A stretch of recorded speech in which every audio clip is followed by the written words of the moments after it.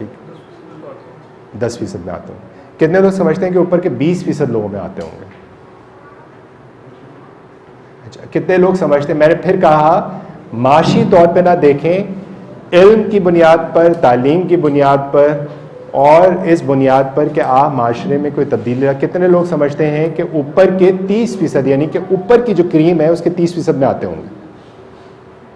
ठीक है, तो अगर आप ये समझ रहे हैं, कितने लोग इस पूरी महफिल में ग्रेजुएशन से ऊपर किया हुआ है उन्होंने?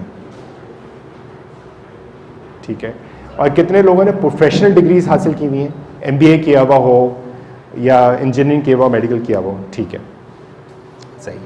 अगर आपने प्रोफेशनल डिग्री की हुई है, अगर आपने ग्रेजुएशन से ऊपर किया हुआ है, अगर आपने अच्छे तालीमी इदारे से पढ़ा हुआ है, तो आप माशरे के ऊपर के 10% लोगों में आते हैं।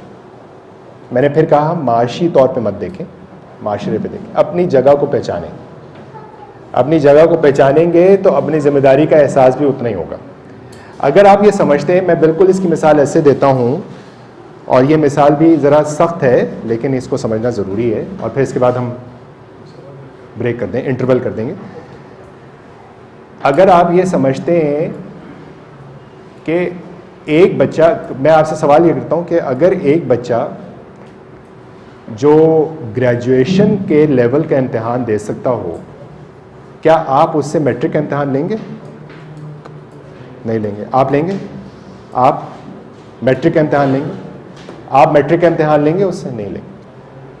तो अगर आप हाँ लेंगे तो फेल हो जाएगा, हाँ, इसके चांसेस हैं, और वो हो भी जाएगा, हो सकता है फेल, लेकिन मैट्रिक का इम्तिहान नहीं लेंगे। तो बिल्कुल इसी तरह अगर आप माशरे के माशी तौर पे नहीं, तालीमी तौर पे इस दुनिया के अंदर अगर आप उस लेवल पे हैं और आप एक्सपेक्ट करें कि अल्लाह के यहाँ इम्तिहान 10वीं क्लास का होगा, तो फिर ये लम्हा फ़िक्रिया है। इसलिए अपने आप को पहचानना बहुत ज़रूरी है। जब आप तमाम तौर पे अपने आप को माशरती तौर पे पहचानते हैं कि मैं हाँ यहाँ ये काम कर सकता हूँ, मैं यहाँ ये जॉब कर सकता हूँ, मेरे अंदर ये कैपेबिलिटीज़ हैं, मैं ये सारी चीज़ें कर सकता हूँ, तो फिर इस बात को का भी इदराक, और ये मैं आपको कुछ सवाल चुपते हुए छोड़ इसलिए रहा हूँ कि ज़रूरी हैं, क्योंकि आपने आज विजन स्टेटमेंट घर जाके बनाना है। तो अगर आपको ये समझना ज़रूरी है तो ये भी समझना ज़रूरी है कि सवाल अकॉर्डिंगली आएगा। हज़रत बिलाल से वो सवाल नहीं होगा जो हज़रत उमर से होगा। गो के वो पहले जाने वाले शख्स हैं जन्नत में, लेकिन वो सवाल फिर भी नहीं होगा जो हज़रत उमर से होगा, इसलिए कि हज़रत उमर के लिए नबी करीम सल्लल्लाहु अलैहि वसल्लम ने दुआ की हुई है कि अमर या उमर में से किसी एक को मुसलमान कर दे और कुव्वत बख्श दे। तो अपने आप को पहचानना बहुत ज़रूरी है, ठीक है। तो इस सवाल पे मैं आप लोगों को छोड़ रहा हूँ, लेकिन इस सवाल के पीछे जो मसला है ना, वो मैं ब्रेक के बाद करूँगा, क्योंकि हम इस सवाल को क्यों इतना समझते नहीं हैं। तो इसको हम, इस मसले को हम ब्रेक के बाद करेंगे, और जो सवालात आपके पास हों वो लिख लीजिएगा, इंशाल्लाह आखिर में उसको दोबारा तय करेंगे।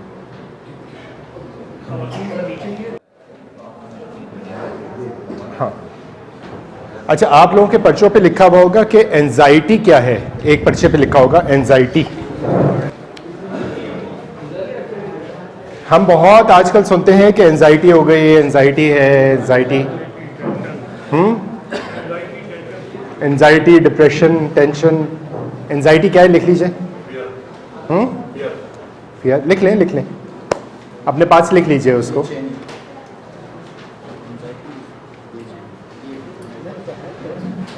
एंजाइटी आजकल सुनते हैं बेचैनी है, क्या है, आप क्या उसको क्या कहते हैं एंजाइटी को, और क्यों होती है ये? बहुत क्विकली मैं सवाल करूंगा, क्यों होती है ये?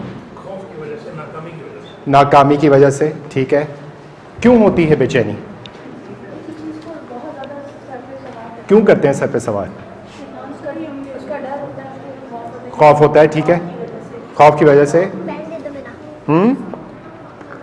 खौफ की वजह से होता है। क्यों होता है खौफ? सोच है, लेकिन एंजाइटी क्यों हो रही होती है? हाँ, ये हम नहीं कर सकते। ये हम नहीं कर सकेंगे। फेलियर, सही है। Fear of failure. Fear of failure, खौफ, फ्यूचर की टेंशन, नाशुक्री, हाँ, टेंशन, स्ट्रेस, सही है। क्यों?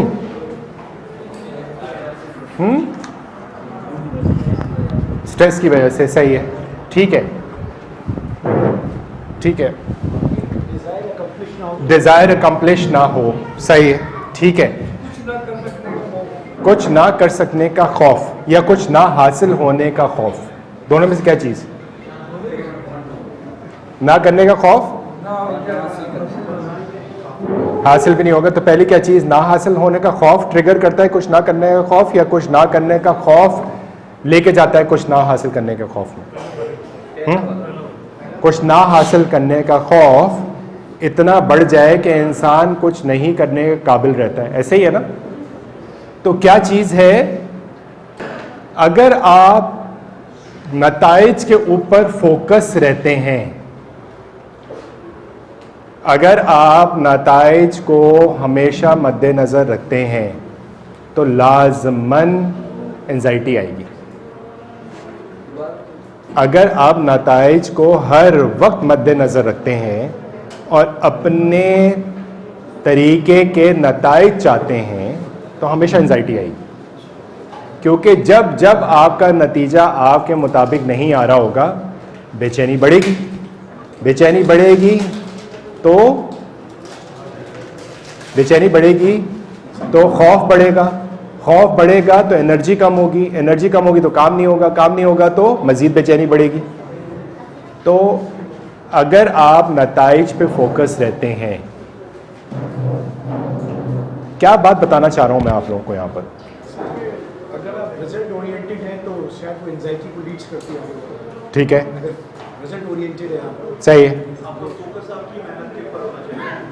सही है, इंसान के प्यार में अल्लाह ने कोशिश दी है, सिला अल्लाह ने अपने बारे में। बिल्कुल सही है। लेकिन आप तो जिस जमात से आपका ताल्लुक किसी भी हो, वो तो नताइज पे फोकस करके बैठी हुई है। तो ऑलरेडी डिसाइडेड है कि ये काम कर लो तो ये मिल जाएगा। तो काम पे फोकस अगर नहीं होगा तो रिजल्ट भी गौर नहीं। वो लेकिन ये है कि भाई हमने इस्लामी निज़ाम लेकर आना है, वो तो आ नहीं रहा।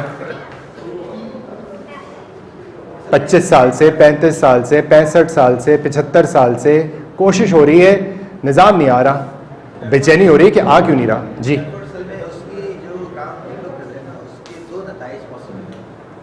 एक तो लाजमी मिलेगा हमें अगर हमने किया, और एक के मिलने के इम्कान भी है, नहीं भी है। सही है, दूसरा है जिसके मिलने के इम्कान है भी और नहीं भी होने के इस्लामी निज़ाम आ जाए।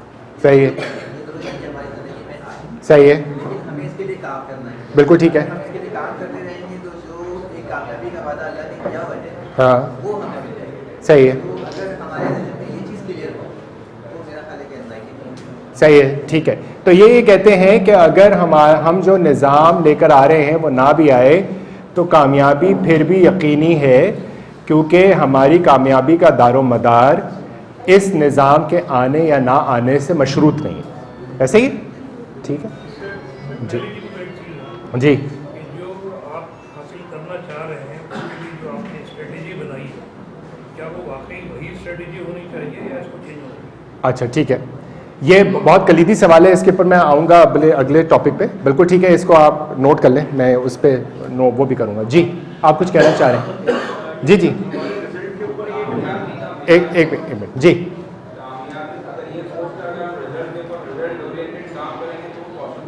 सही है,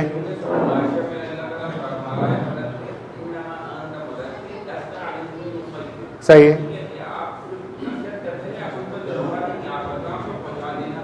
बिल्कुल सही है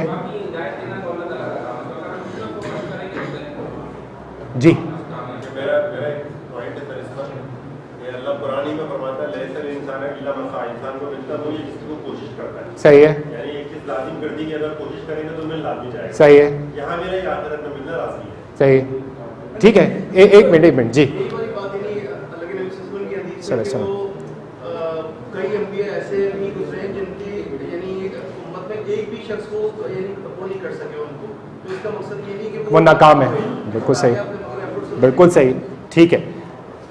अच्छा जी, ये तो बड़े स्कोप पे बात कर रहे हैं कि अल्टीमेट कामयाबी ये हो। अब दुनिया में रहते हुए हमें क्यों एंजाइटी होती है? जो मतलब अपने एक प्रोफेशन तैयार करते हैं तो जॉब नहीं मिलती, जी। एंजाइटी है। हमने एक बार सोची शॉर्ट की होकर करेंगे वो भी एंजाइटी है।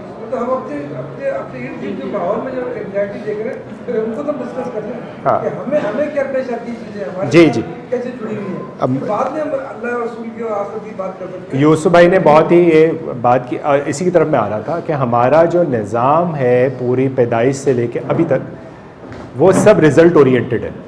ऐसे ही है ना, स्कूल में जाएंगे तो रिज़ल्ट चाहिए, डिग्री हासिल करेंगे तो रिज़ल्ट चाहिए, जॉब होनी चाहिए, रिज़ल्ट चाहिए, जॉब के बाद घर के अंदर कमाई होनी चाहिए, रिज़ल्ट चाहिए, शादी होनी चाहिए, रिज़ल्ट चाहिए। रिज़ल्ट ओरिएंटेड ना इंसान जो है वो हर चीज़ के लिए कोई ना कोई उसका पैमाना है जिस पे वो परखना चाहता है किसी भी चीज़ को, और उसकी कामयाबी उस पैमाने के मुताबिक होती है कि अगर 22 साल की उम्र हो गई तो अब तक कमाने क्यों नहीं लगा, पैमाना है ना, माशरे ने सेट कर दी है। अच्छा, कोई डिग्री क्यों नहीं आ गई, 6 साल का हो गया तो स्कूल में क्यों नहीं गया, ये पैमाने बनाए हुए हैं और इन पैमानों को कामयाबी के साथ मशरूत किया हुआ है।